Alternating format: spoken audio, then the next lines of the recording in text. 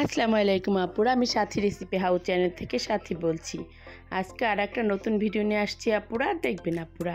প্রথমে আপুরা চুলায় একটা কড়াই বসাইছি, তাতে পরিমাণ মতো সরিষা তেল দিয়েছি। তারপরে কিছু চিংড়ি মাছ দিয়ে দিলাম। চিংড়ি মাছটা ভালো করে পরিষ্কার করে নিয়েছি আপুরা। চিংড়ি মাছের উপরে যে চামড়াটা সেটাও তুলে ফেলেছি। তারপরে কিছু লবণ, পরিমাণ মতো লবণ দিলাম আর পরিমাণ মতো হলুদ দিলাম, দিয়ে মাছটা ভালো করে ভেজে নেব।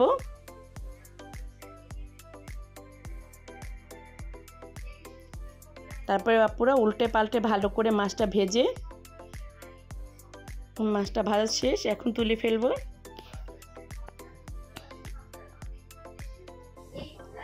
আপুরা আমার রেসিপিটা ভালো লাগলে একটা লাইক দিয়ে দিন, একটা শেয়ার করে দিন, আর একটা বেশি ভালো লাগলে একটা সাবস্ক্রাইব করে দিন আপুরা। তারপর আপুরা ওই তেলে আবার একটু পরিমাণে তেল দিয়ে দিলাম, সরিষা তেল। তারপরে কিছু পেঁয়াজ কুচি আর ফালি করা কাঁচামরিচ দিয়ে দিলাম, দিয়ে একটু ভালো করে ভেজে নেব।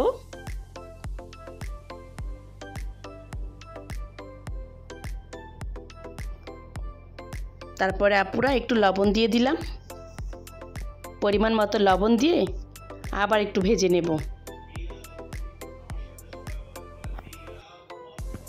ভালো করে ভেজে আপুরা একটু মশলা দিয়ে দেব, গুঁড়ো মশলা, একটু হলুদ গুঁড়ো, মরিচ গুঁড়ো, একটু আদা রসুন বাটা।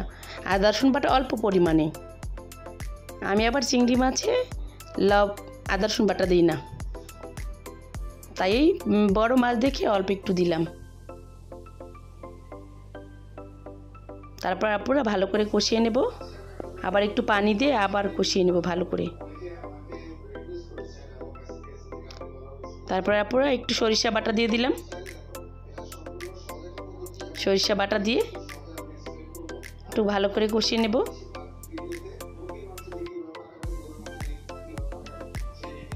তারপর আপুরা পরিমাণ মতো পানি দিয়ে আবার ভালো করে কষিয়ে নেব।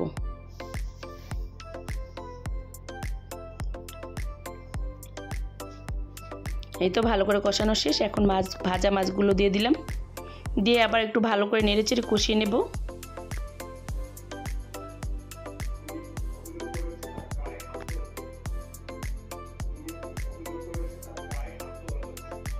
আপুরা আমার ভয়েসে কোনো ভুল ত্রুটি হলে ক্ষমা সুন্দর দৃষ্টিতে দেখবেন আপুরা। তারপর আপুরা পরিমাণ মতো ঝোল দিয়ে দিলাম, দিয়ে মাছটা ভালো করে রান্না করে নেব।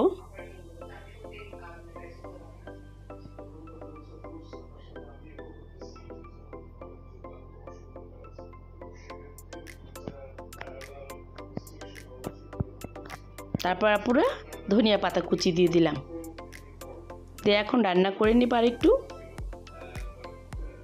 তারপর রান্না করে আপুরা তুলে ফেলবো। আপুরা আজকে এখানেই রাখলাম, আল্লাহ হাফেজ আপুরা, ভালো থাকবেন